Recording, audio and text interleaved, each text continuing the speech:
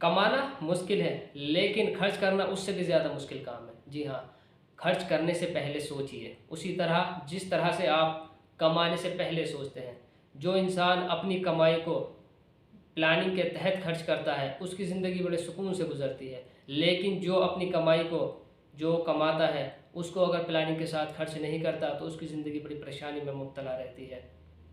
जिस इंसान ने कम खर्चे में या कम आमदनी में अपनी ज़िंदगी गुजर बसर करना सीख लिया, तो यकीन मानिए कि उसने अपनी कमाई में इजाफे का हुनर सीख लिया। लेकिन जिस इंसान ने अपनी सैलरी को तरतीब नहीं दी कि कहाँ क्या खर्च करना है, पूरे महीने का क्या प्लान है, किस तरह से, तो हमेशा परेशानी में मुब्तला रहेगा।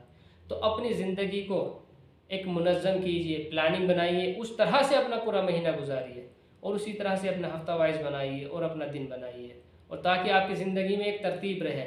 इसे हम दो वाक़यों से समझ सकते हैं।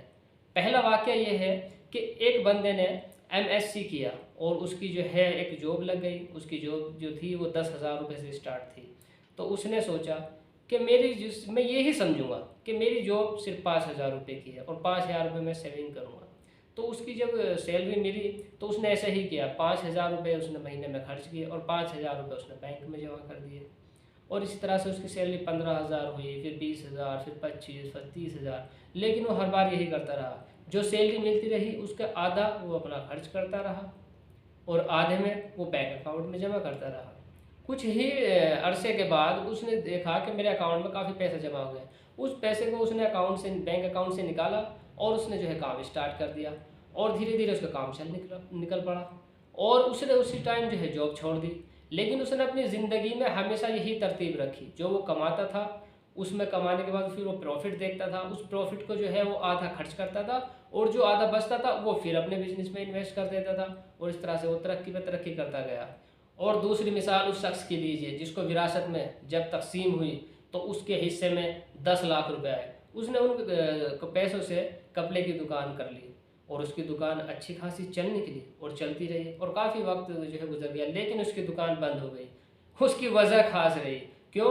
क्योंकि जब उसकी दुकान पे सपोज करें कि 10,000 रुपये की सेल होती तो उसमें 8,000 रुपये की उसकी लागत थी और 2,000 रुपये उसके बचत के थे। लेकिन उसने सोचा कि ये जो 10,000 की जो मेरी सेल हुई है, 10,000 ही मेरी जो है आमदनी है। उसने ये नहीं सोचा कि इसमें जो है 8,000 रुपये की जो है मेरी लागत आई है, तो इन 8,000 को अलग कर लूँ और इन 2,000 रुपये जो मेरी बचत हुई है इनसे जो है अपनी ज़िंदगी गुजारूँ। लेकिन वो सोचने लगा कि ये 10,000 रुपये की आज सेल हुई है कि 10 के 10,000 रुपये ये मेरी ही आमदनी है। और इस तरह से धीरे धीरे धीरे उसका जो है कपड़ा कम होता गया, उसका कारोबार कम होता गया और एक वक्त ये आया कि वो दिवालिया हो गया और उसने दुकान बंद कर दी। तो जो अपने, और अगर इस बात का निचोड़ लिया जाए दोनों कहानी का, तो हकीकत ये है कि जो इंसान अपनी ज़िंदगी को प्लान के तहत गुजारेगा वो कामयाब रहेगा और जिसने अपनी ज़िंदगी को प्लानिंग के हिसाब से नहीं गुजारा वो हमेशा परेशान रहेगा।